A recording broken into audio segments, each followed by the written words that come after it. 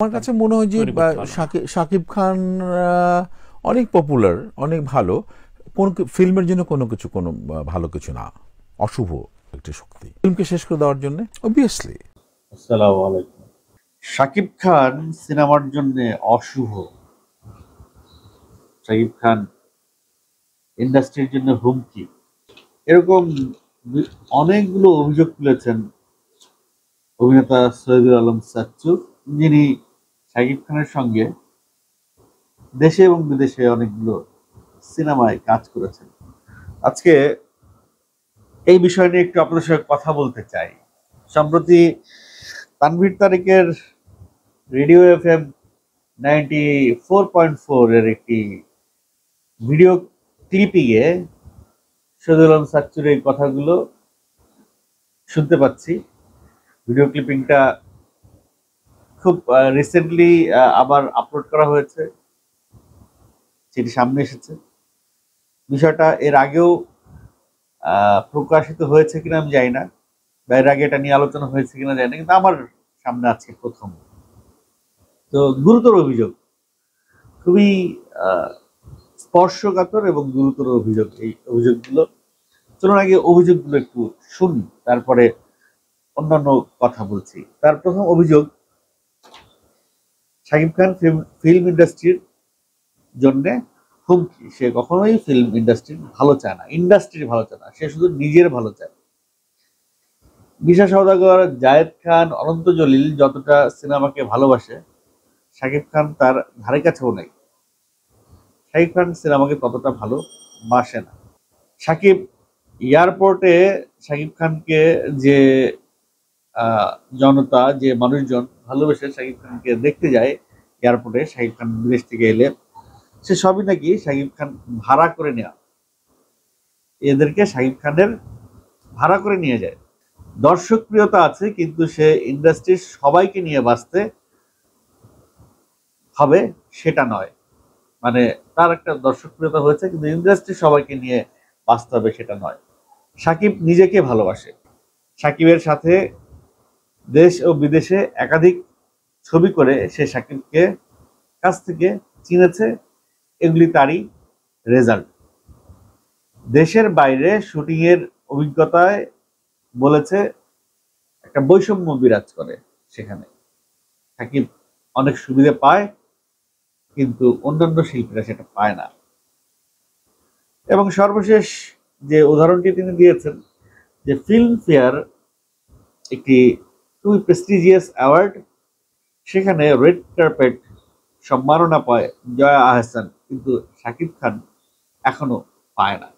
চলেন এবার বিস্তারিত একটু আলাপ করি। প্রথম যে কথাটা বলেছেন, শাকিব খান ইন্ডাস্ট্রির জন্য হুমকি, এটা উনি কিভাবে, ওনার সঙ্গে যদি কখনো সাক্ষাৎ হয় সে বিষয়টা বিস্তারিত ওনার কাছ থেকে জানবো, যে কিভাবে সে ইন্ডাস্ট্রির জন্য হুমকি।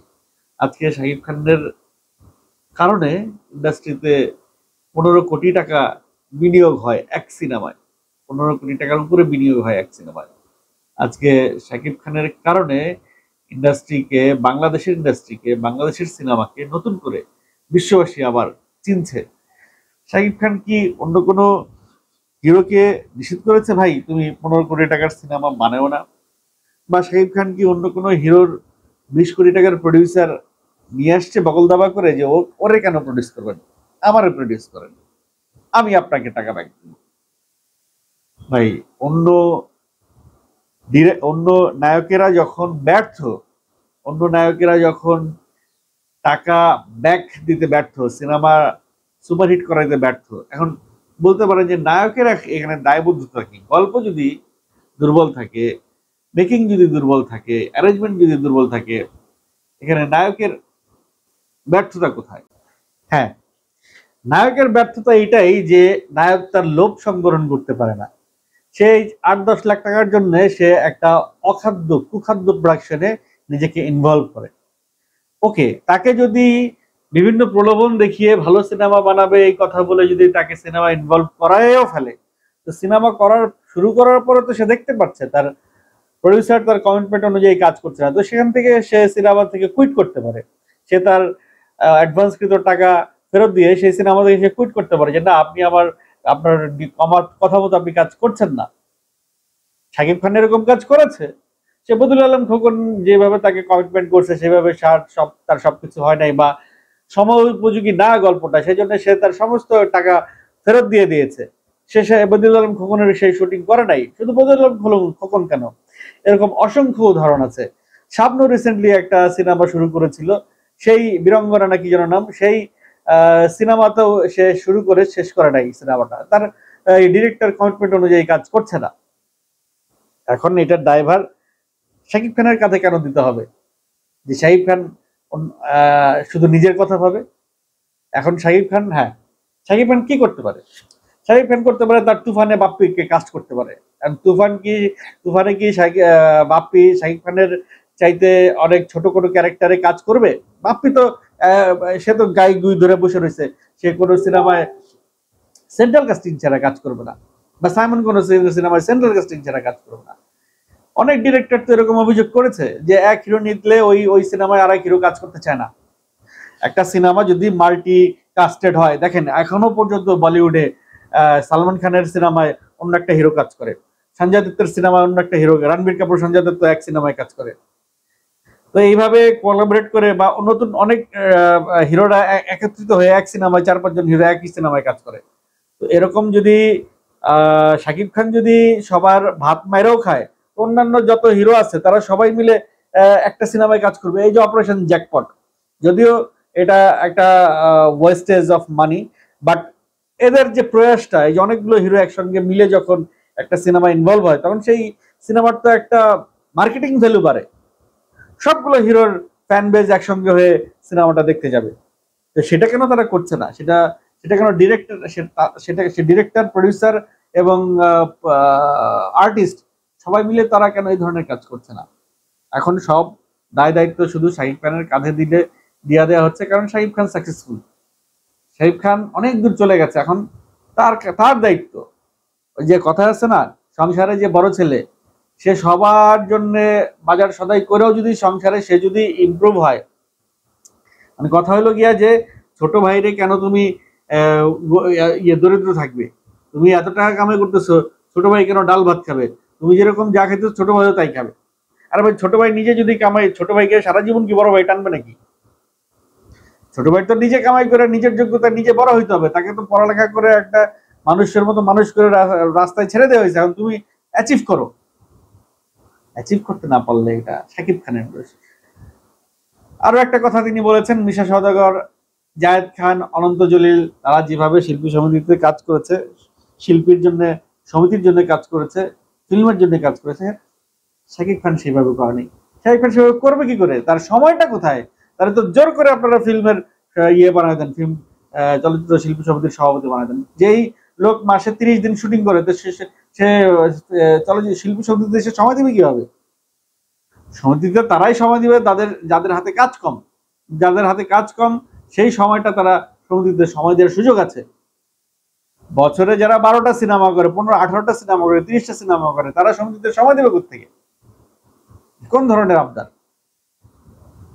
মানে এটা বললেই হয়ে গেল যে হ্যাঁ, বলতে পারেন যে মিশা সওদাগর তো 600 সিনেমার অধিক অভিনয় করেছে। আরে ভাই, একজন ভিলেনের একটা সিনেমায় কাজ কতটুকু থাকে, আর একজন হিরোর একটা সিনেমায় কাজ কতটুকু থাকে? শাকিব খান যদি মাসে 12টা সিনেমা করে, মিশা সওদাগরও মাসে 12-15টা সিনেমা করে, কিন্তু শাকিব খানের ডেট যদি মাসে 30 দিন যায়, মিশা সওদাগরের ডেট যাবে মাসে 10 দিন, 15 দিন, 20 দিন ম্যাক্সিমাম। তো সেই জায়গা থেকে মিশা সওদাগরের হাতে, আর জায়েদ খান কয়টা সিনেমা করছে তত আপনারা জানেন, অনন্ত জলিল কয়টা সিনেমা করে তত আপনারা জানেন। তাদের হাতে সময় আছে ফিল্মে সময় দেওয়ার মতো, তারা দিয়েছে। শাকিব এয়ারপোর্টে লোক ভাড়া করে নিয়ে আসে, শাবানার জন্য লোক যাবে, শাকিবের জন্য লোক যাবে না কেন? শাবানা তো এর মধ্যে কয়েকবার আসছে দেশে, তাকে দেখার জন্য কত লোক গেছে। শাবানাকে যদি এখন আপনি রাস্তায় ছেড়ে দেন, আর শাকিব খানকে যদি এখন রাস্তায় ছেড়ে দেন, আপনার পছন্দ মতো যে কোনো জায়গায় নিয়ে ছেড়ে দিয়ে আসেন, দেখেন কার ক্রেজ কতটুকু। অবশ্যই শাবানা একজন সম্মানিত শিল্পী, শাবানা অবশ্যই অবদান অনস্বীকার্য, শাবানা অবশ্যই বাংলাদেশে একটা ফ্যাক্টর, কিন্তু শাবানার যে দর্শক, সেই দর্শক এখন কবরে। শাবানার আমলের দর্শক এখন কবরে, নইলে কবরে যাওয়ার জন্য প্রস্তুত, তারা ঘর থেকে বেরোয় না। এখন যে জেনারেশন সিনেমা দেখে, এখন যে জেনারেশন নায়ক নায়িকাকে চিনে, তারা শাকিব খানকে চিনে। এই সত্যটা অনেক সিনিয়র শিল্পী একসেপ্ট করতে যায় না। আর একটা উদাহরণ তিনি দিয়েছেন, দর্শকপ্রিয়তা আছে কিন্তু সেই ইন্ডাস্ট্রি সবাইকে নিয়ে বাঁচবে সেটা নয়। তার দর্শকপ্রিয়তা আছে কিন্তু ইন্ডাস্ট্রি সবাইকে নিয়ে বাঁচে না। তো তার সিনেমায় যারা কাজ করে তার সিনেমার কোনো আর্টিস্টের যদি রেমুনারেশন বাকি থাকে, শাকিব খানের ভয়ে সেই আর্টিস্টের সেই টেকনিশিয়ানের রেমুনারেশন দিয়ে দেয়, যে শাকিব খানের কানে যদি বিচার যায় যে তার ওই সিনেমার ওই টেকনিশিয়ানের রেমুনারেশন দেয় নাই, তাহলে সেই সিনেমা সে আটকায় দিবে। তাহলে সে সবাইকে না নিয়ে সে চললো কিভাবে? সবাইকে, তার সিনেমার সঙ্গে যারা ইনভলভ তারা তো ঠিক দিব্যি ভালো রেমুনারেশন নিচ্ছে, ঠিক মতো রেমুনারেশন পাচ্ছে, টাকা পয়সা পাচ্ছে। ইভেন শাকিব খান চেষ্টা করে তার সিনেমার কিছু না কিছু অংশ এফডিসিতে শুট করার জন্য, কারণ সে জানে সে যদি একদিন এফডিসিতে যায়, এফডিসি চাঙা হয়ে যায়, এফডিসির সবার পকেটে কিছু না কিছু টাকা ঢুকে।